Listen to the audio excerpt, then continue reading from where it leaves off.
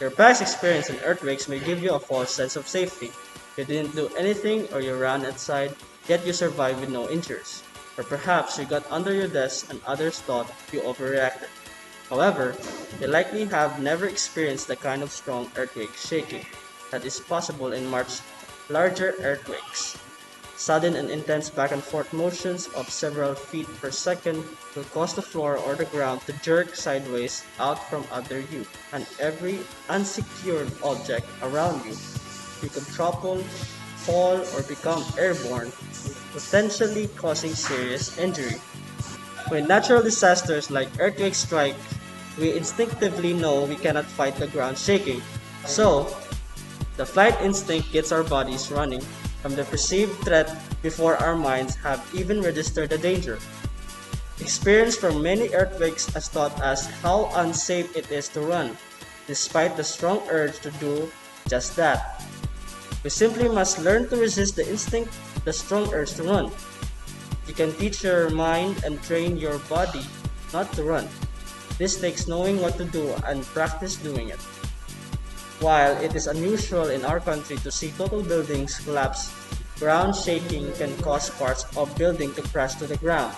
This is why you must learn to immediately protect yourself after the first jolt. Don't wait to see if the earthquake shaking will be strong.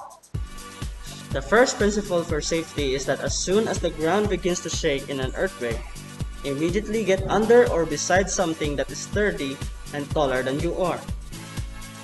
The second principle for safety is that today, while the ground is steady beneath your feet, identify the safest place to quickly get to within each room of your house. The third principle for safety is that practice. Routinely practice getting on those safe places to train your body and mind to resist the instinct to run. And don't forget the important thing to do in most situations that will reduce your chance of injury, like drop, cover, and hold. Drop.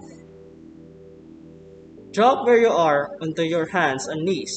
This position protects you from being knocked down and also allows you to stay low and crawl to shelter if nearby. Cover your head and neck with one arm and hand. If a sturdy table or desk is nearby, crawl underneath it for shelter. If no shelter is nearby, crawl next to an interior wall, away from the windows.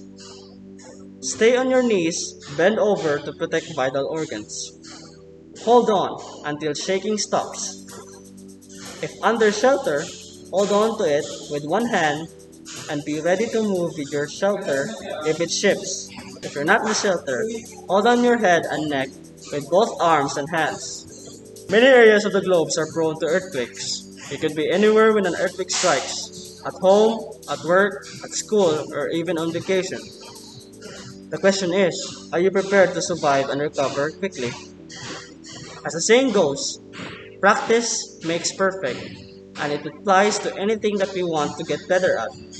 The same is true for emergency preparedness.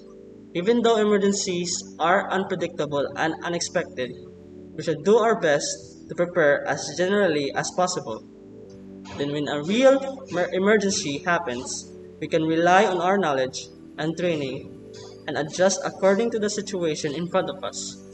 The best way to practice for emergencies is by running regular practice drills. That's why earthquake drills are an opportunity to practice how to be safer during earthquakes, like drop, cover, and hold. It helps us to be organized and to encourage you, your community, your school, or your organization to update emergency plans and supplies, and to secure your space in order to prevent damage and injuries. That's all. Thank you.